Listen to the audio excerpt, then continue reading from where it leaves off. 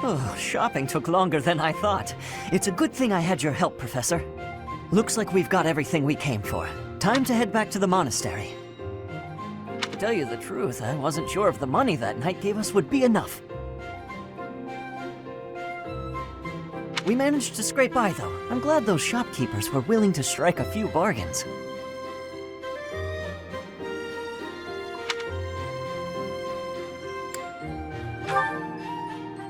It's one of the few things I'm really good at. I've got a lot of experience living in the city. Money was tight for me too. At least until a kind noble adopted me into his family. Come to think of it, you were originally a mercenary, weren't you? I'm sure you've traveled all over Fodlan. That must have been a pretty different life from regular folks like me.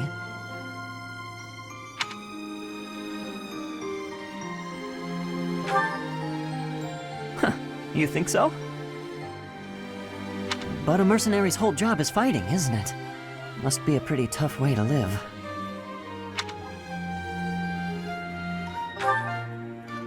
I believe you. I can imagine. Oh! I had no idea they sold this book around here. I haven't seen this one for ages. Lugh and the Maiden of Wind. It's a well-known tale of chivalry in Fargus. Lugh is the King of Lions. This book is full of his exciting adventures. I've loved this since I was a kid. It was what got me learning to read. Give me that book! Hey, creep! Don't touch the merch! What the? Somebody catch that thief! Cut him in half like my prices! Please, calm down, ma'am. You calm down, kid. If he gets away with that valuable merch, it'll be a huge loss for me. Here, allow me to compensate you. Huh? Are you serious, kid? I mean, no objections over here, but that sounds crazy. Don't you worry. That thief will be paying me back just as soon as I catch him. Head on back to the monastery, Professor. I'll take care of everything here.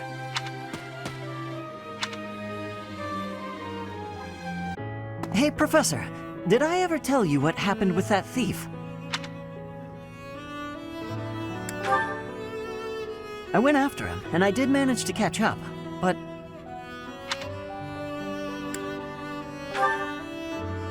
Sort of. I actually decided not to make him pay for it. My pockets were pretty empty after that incident, if you want to know the truth. Well, what happened was, when I caught him, I asked him why he stole the book.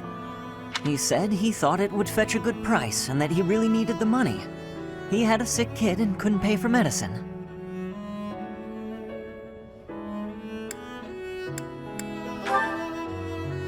Oh, maybe you're right. But if he really did have a sick child, that would be a matter of life and death. A little money is nothing compared to that. I'd rather believe a lie than risk someone's life if I'm wrong. And to be completely honest, there was a time when I wasn't so different from him.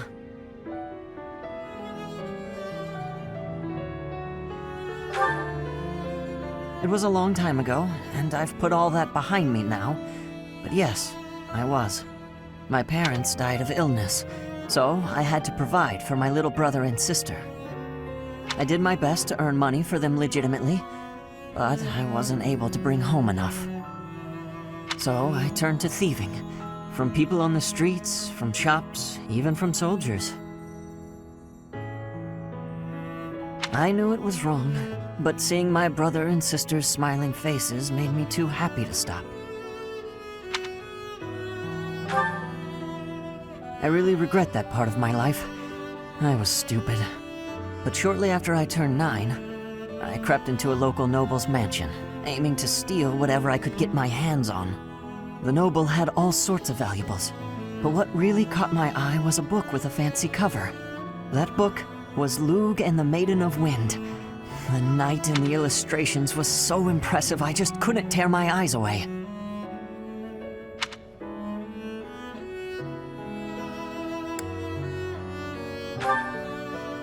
You probably see where this is going. Moments after I grabbed the book, I was caught in the act by the noble.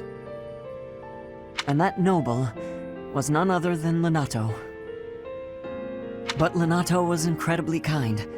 Without asking any questions, he gave me the book, and money too. When I told him I couldn't read, he invited me into his mansion, along with my brother and sister. He taught me how to read, personally.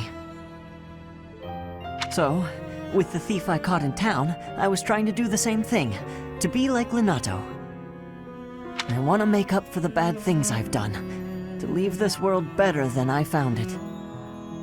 That's why, even if it wasn't easy on my pockets, I'm proud to say I helped him. I know what you're trying to say.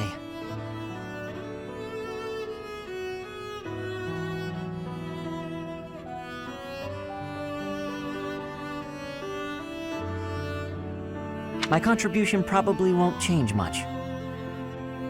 And it's not like I have the money to help everyone who's suffering from poverty.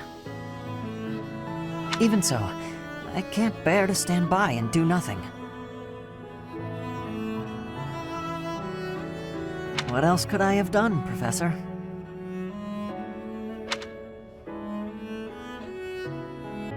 Oh, hey, Professor.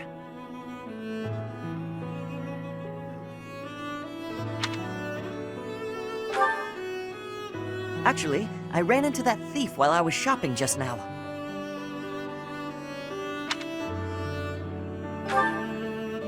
Maybe you don't remember. It's been quite a while. The man who stole the book from that market stall. I saw him on the street with his kid. They were both so grateful. It's a really nice feeling.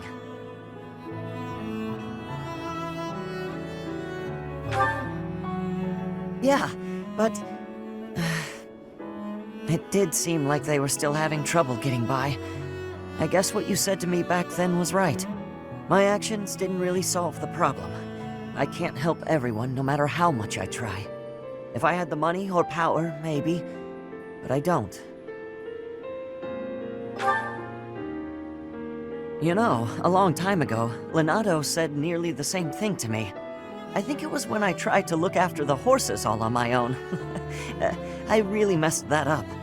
He said, "You're not quite ready for this yet, but there's no need to rush." I know I can't help very many people right now. But I think doing what I can for those I see in front of me is still worthwhile. I have to believe that, at least.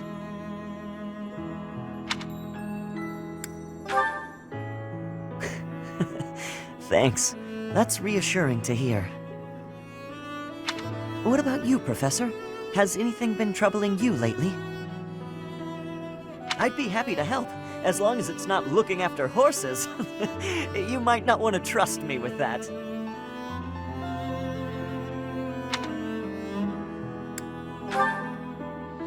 I genuinely enjoy helping people. It's a great feeling making someone smile.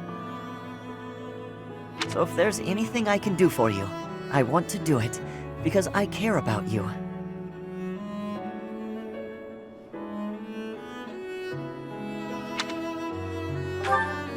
I didn't mean it in a romantic way. I just really look up to you. So what'll it be? How can I help? Happy to, if that's what you'd like.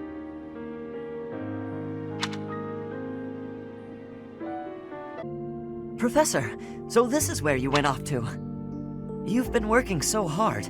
You deserve a break. Is there any way I can lighten the load?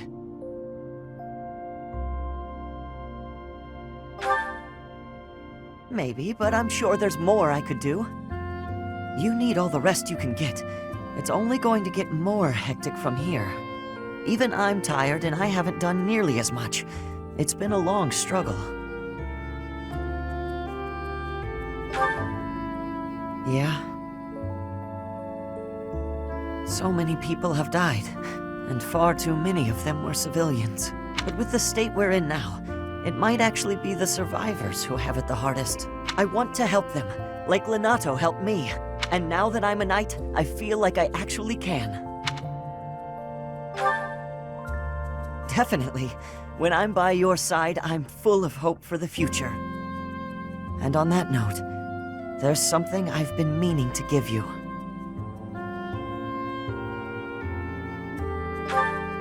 I want to be with you for the rest of my life. I want to be there for every important moment, every smile, every hardship. I know I'm just a commoner and nothing special. I know I don't have a crest or a prestigious family legacy, and I've done things I'm not proud of. But if you'd be willing to look past all that, I also know we'd be great together.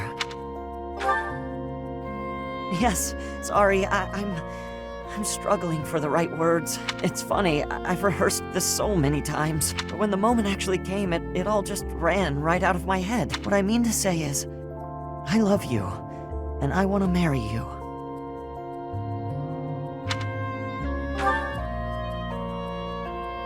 You have a ring for me too? Am I dreaming?